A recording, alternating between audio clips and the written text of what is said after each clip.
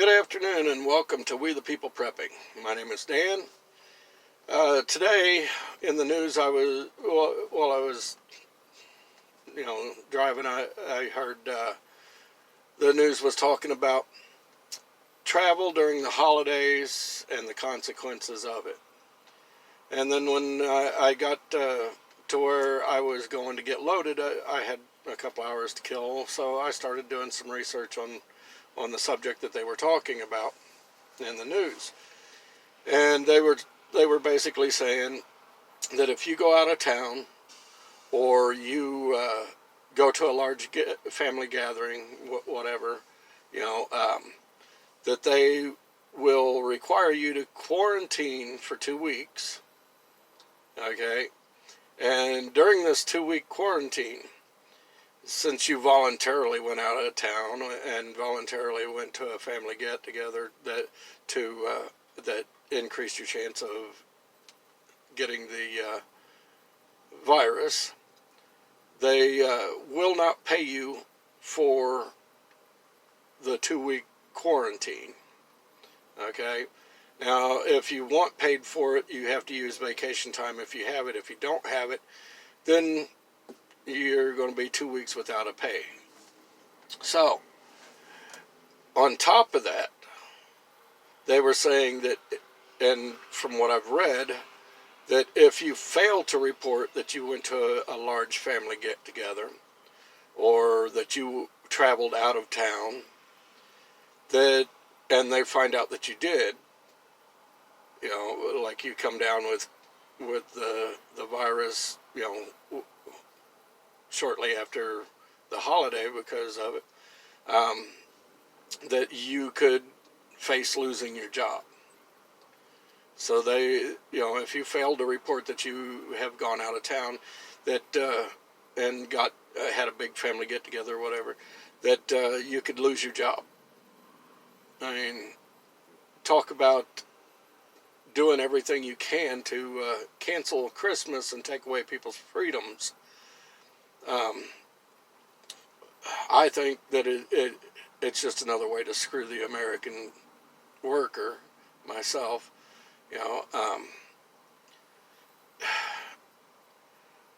This time of the year, between Thanksgiving and New Year, is typically your biggest time of the year for suicide and depression. Okay, I mean, this time of the year is where we have more suicides and cases of depression than any other time during the year, during these few months here. Now, basically they're wanting you to stay locked down at your home, not celebrate with your family. Okay, what's that going to do? That is going to increase depression. Okay, and with increased depression comes increased risk of suicide, which I'm figuring this year we're probably going to have double, if not triple, the amount of suicides of your typical year, just because of everything that's happened this year and the financial state of people right now. I mean, there are so many people out of work and can't even afford to have a Christmas dinner yet, or let alone buy their kids much for Christmas, if anything at all. I mean, I've seen the food lines right now. Honestly, I mean, people that you would not have thought would be in food lines are in line trying to get food just so they can survive, let alone have a holiday meal together.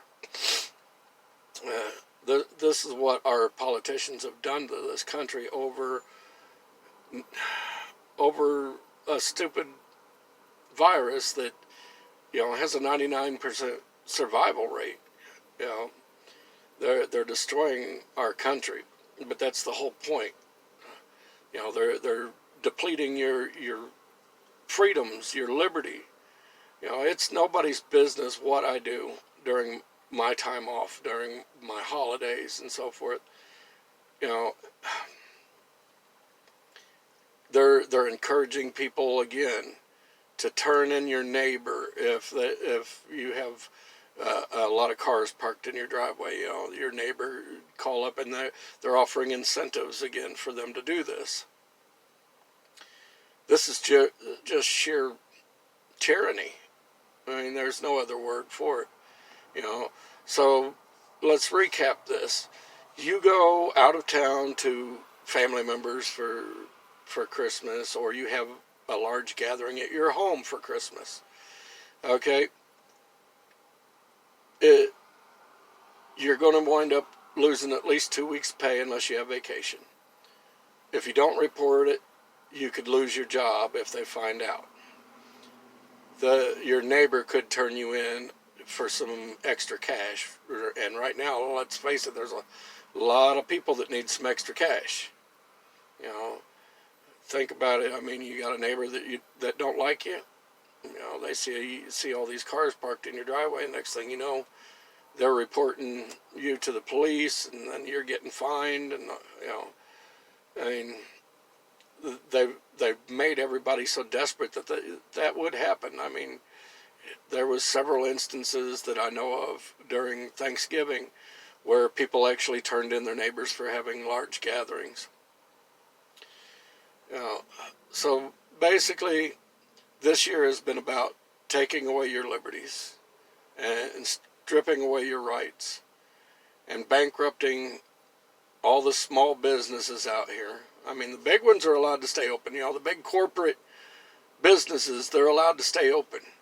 But if you own a small business, you got to close it down. You know, and it's about how much damage they can do. You know, there's that old saying, never let a good crisis go to waste. Well, they're really putting it to use here. You know, I mean, I just don't get how everybody is so compliant and just willing to give up their freedoms for a little bit of safety, and they ain't even getting any real safety out of it. I mean, I don't mask. I'll have family get-togethers as long as my family's willing. Now, my family is a very large family. You know, when we get together, there's usually between 50 and 100 people. Now, we normally have to rent out a church banquet hall or, you know, a community building or something like that. Well, this year we couldn't get one because of this virus. The church wasn't allowed to rent us their banquet hall. The city's not renting out the community building. So basically my family has decided that we're just not going to get together. Now, I'm against that. I am. I mean, I have told my family that if anybody wants to come to my home for Christmas, hey, I'm putting on a big meal. Don't let me make it go to waste. You know, so I'm hoping I'll get quite a few to show up. I mean, I'm dumbfounded by the way that this country is going. You know, all these lockdowns, and you know, the new year is not looking any better. And honestly, it's not, because, you know, who the president's going to be, apparently, you know, he's already said that he wants to basically lock everything down for the first 100 days of his administration. And he's wanting to do a mask mandate for that first 100 days. Yeah, well, you know what? He can kiss my ass. I'm not doing it. You know, I mean, you keep pushing the American people, and eventually we're going to get fed up. And when we get fed up, well, you've seen what happened to England when they pissed off the American people. You know, I mean, it's going to happen if they don't back off and leave us be. Stop taking away our freedoms. You know, when this president-elect gets into office, if he gets into office. I'm still praying that somehow Trump will pull off a miracle and he won't get in there, but it's not looking good. But if he gets into office, you can basically kiss your Second Amendment goodbye, because Biden's all anti-gun. He'll claim that he ain't, but we all know he is, just like any other Democrat. He come out, well, all you need to protect your home is a shotgun. Okay, well, my wife weighs, $140. All right. Now, she's not a very strong woman. I can't see her grabbing a 12 gauge with a deer slug in it, or even buckshot for that matter, and discharging that firearm. It's just, it would do more damage to her, I think, than it would whoever she's shooting at.